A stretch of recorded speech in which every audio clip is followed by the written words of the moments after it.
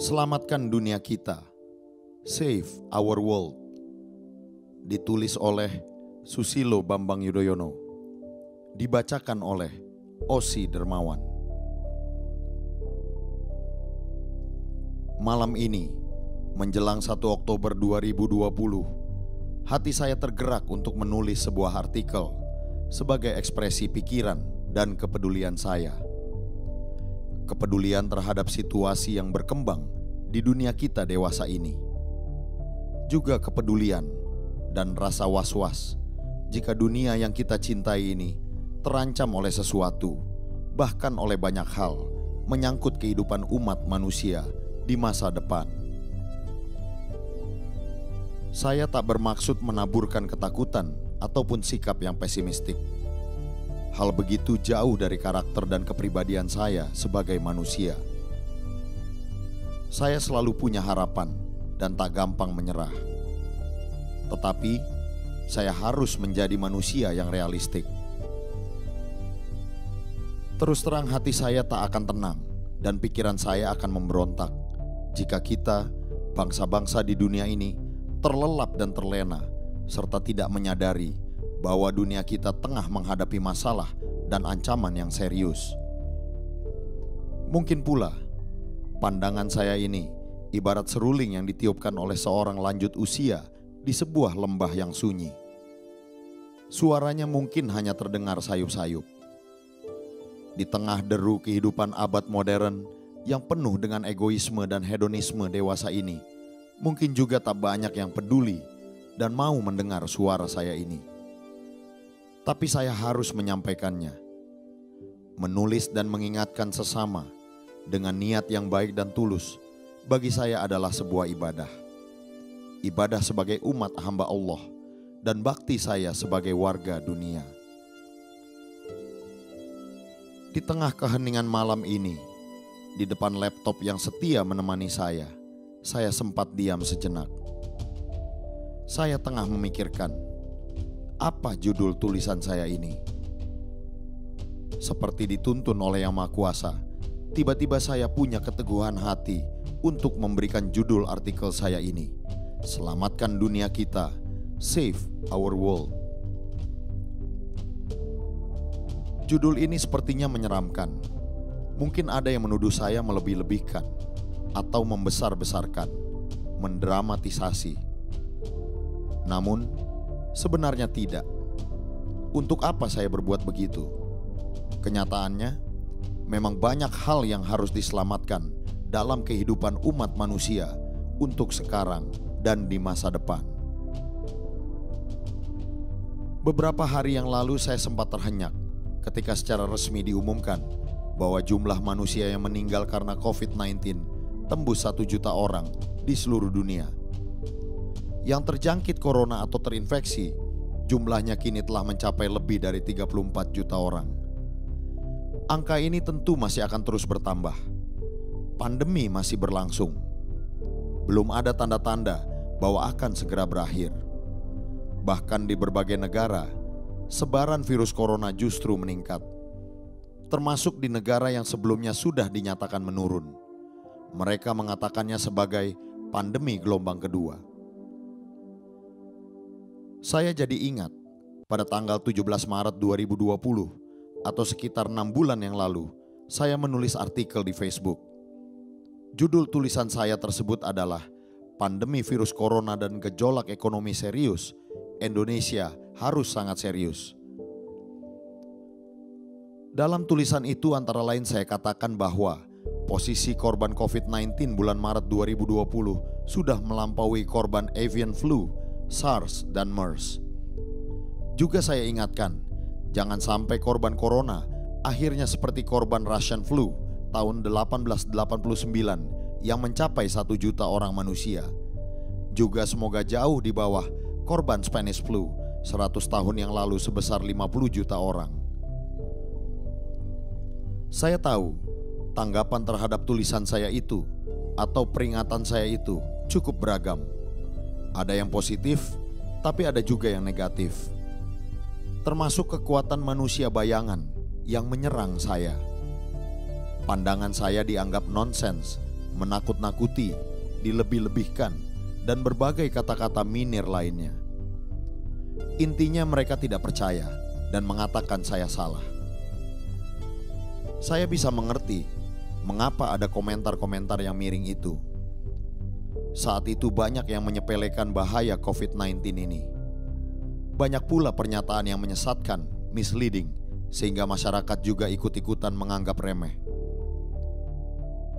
Apa yang terjadi?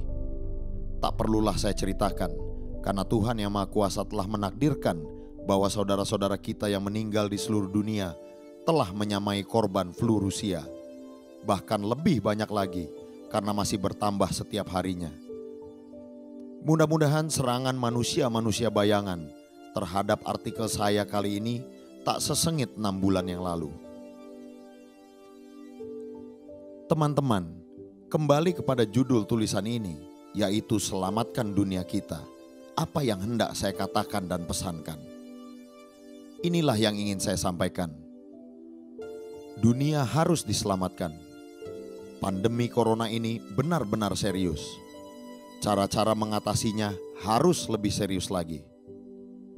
Saya sungguh mengetahui bahwa pemerintah di seluruh dunia, termasuk di negeri kita sendiri, telah berupaya untuk mengatasi pandemi ini. Banyak cara yang telah dilakukan. Namun, harus kita akui, jangan malu, bahwa upaya dan cara yang kita lakukan hingga hari ini belum cukup efektif, alias belum sepenuhnya berhasil. Karenanya, harus terus dilakukan evaluasi. Setelah itu lakukan koreksi dan perbaikan. Terus-menerus, jangan kendor. Jangan hanya menunggu datangnya dewa penolong yang disebut vaksin. Sampai kapan perang terhadap COVID-19 ini? Ya sampai pandemi di seluruh dunia dapat kita hentikan. Siang dan malam saya ikuti dinamika dan perkembangan dunia. Saya juga miris ketika mendengar berbagai prediksi dan analisis yang mengatakan bahwa pandemi ini masih akan berlangsung hingga tahun 2022. Bahkan ada yang meramalkan lebih lama lagi. Kita semua lelah dan telah merasakan betapa sulitnya hidup di musim COVID ini. Padahal ini baru 6 bulan. Bagaimana jika setahun, 2 tahun, atau bahkan lebih lama lagi? Di samping kegiatan sosial dan kegiatan ekonomi lumpuh di sana-sini, manusia juga merasa takut, insecure. Di banyak tempat di dunia, manusia mulai kehilangan harapan, loss of hope. Diliputi rasa ketakutan kalau akhirnya dia terkena COVID, fear. Banyak pula yang mulai tidak percaya kepada para pemimpin, pemerintah, dan negaranya, no trust. Keadaan psikologis masyarakat seperti ini jangan disepelekan. Kalau makin menguat dan menjadi-jadi, manusia sejagat akan merasa dan berpikir bahwa hidup dan masa depannya gelap. Dengan semua narasi itu, lantas bagaimana kita? Menyerahkah kita kepada yang bernama nasib?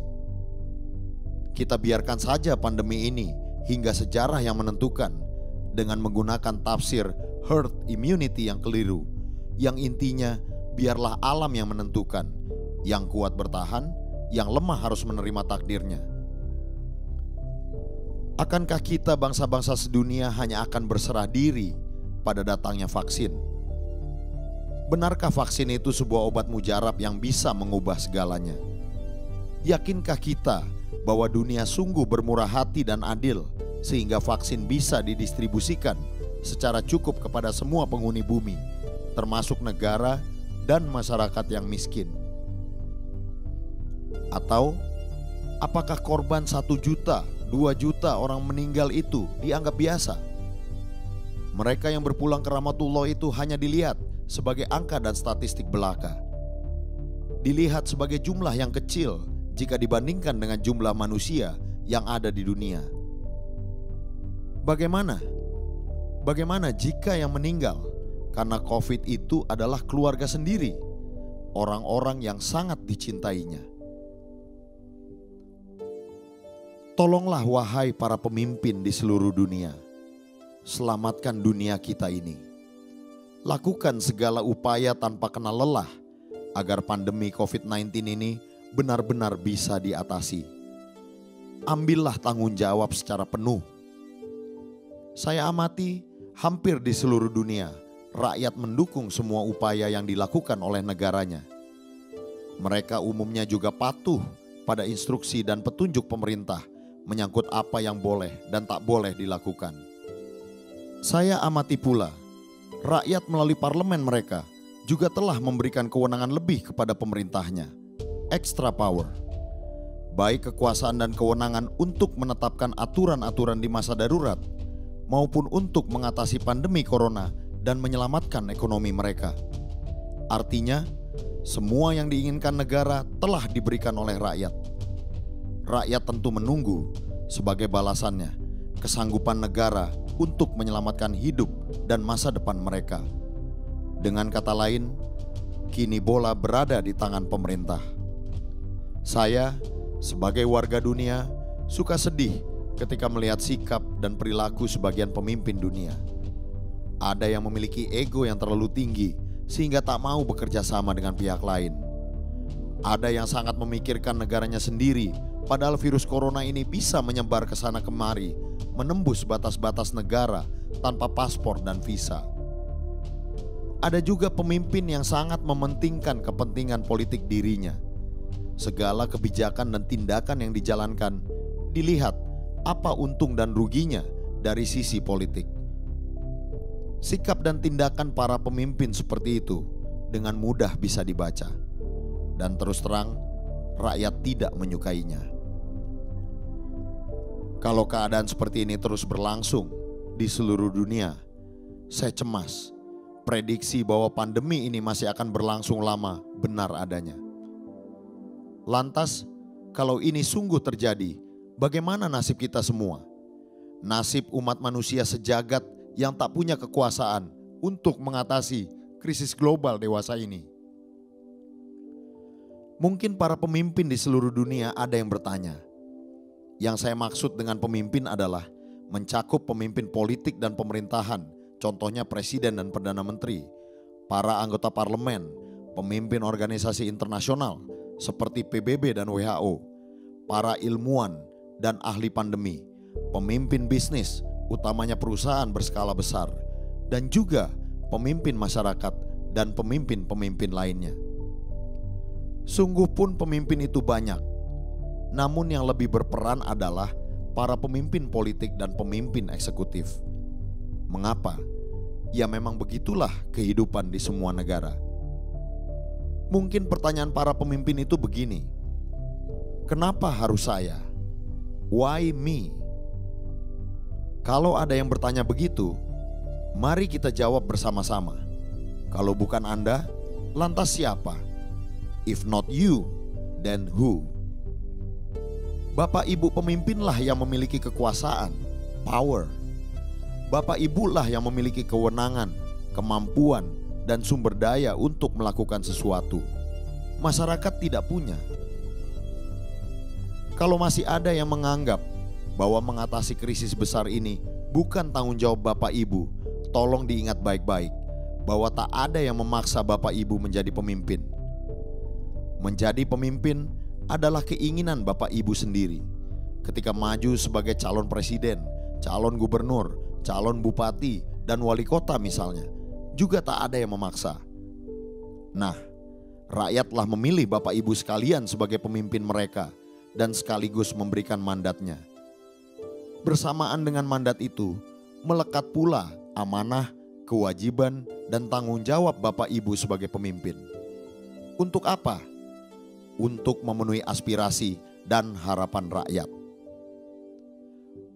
Para pemimpin di seluruh dunia, terutama para pemimpin di negara maju dan kaya, dengan segala kerendahan hati ingin saya sampaikan bahwa Bapak Ibulah yang bisa menyelamatkan dunia kita dari pandemi besar ini. Pimpin kami, bimbing kami, dan bantu kami. Jangan biarkan kami, rakyat kebanyakan, kehilangan harapan, diliputi rasa takut, dan tidak lagi percaya kepada dunia dan negaranya. Masih ada waktu, masih ada jalan. masih ada sumber daya yang dapat digunakan. Do something belumlah cukup. Harus berbuat lebih banyak lagi, lebih keras lagi, lebih ekstra lagi. Do more things. Rakyat, manusia sejagat, mari kita dukung dan beri semangat kepada para pemimpin kita untuk memimpin dan mengatasi krisis besar dewasa ini, untuk menyelamatkan dunia kita, menyelamatkan kita semua. Selamat bertugas para pemimpin. God bless you. Cikeas, 1 Oktober 2020. Susilo Bambang Yudhoyono.